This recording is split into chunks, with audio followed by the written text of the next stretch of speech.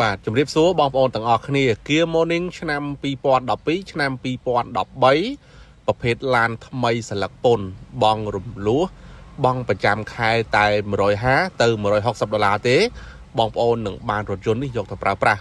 លក្ខខណ្ឌបងរំលោះមានភាពងាយស្រួលបងប្អូនអាចដាក់ពាក្យបងរំលោះឈរឈ្មោះម្នាក់ឯងហើយរាល់ការបងរំលោះគឺអត់ចុះសិក្សាដល់ផ្ទះទេអញ្ចឹងអ្នកធ្វើការក៏បងបានអ្នករកស៊ីក៏បងបានអ្នកស្នាក់នៅបន្ទប់ជួលក៏បងបានហើយរាល់ការបងរំលោះនឹងគឺអត់ចុះសិក្សាដល់ផ្ទះ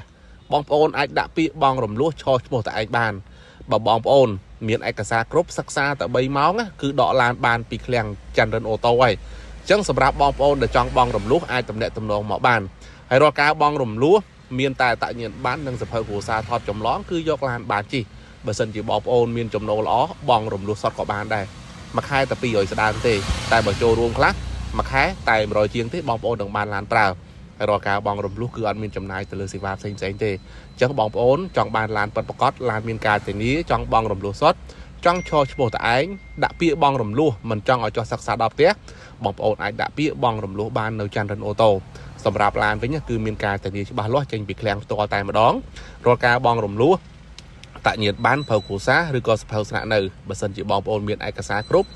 ថតផ្ញើមកឥឡូវមកបាទដាក់3ម៉ោងសិក្សាដកឡានបានជិះបាទហើយកាតរីឡានវិញគឺដាក់ឈ្មោះអតិជនផ្ទាល់តែម្ដងឡានស្អាតឡានមានគុណភាពបាទគឺនាំចូលពីប្រទេសកូរ៉េមកផ្ទាល់តែម្ដងនាំមកជូនដោយឃ្លាំងលក់រថយន្តច័ន្ទរិនអូតូទិញលក់និងបង់រំលោះរថយន្តគ្រប់ប្រភេទក្នុងលក្ខខណ្ឌងាយ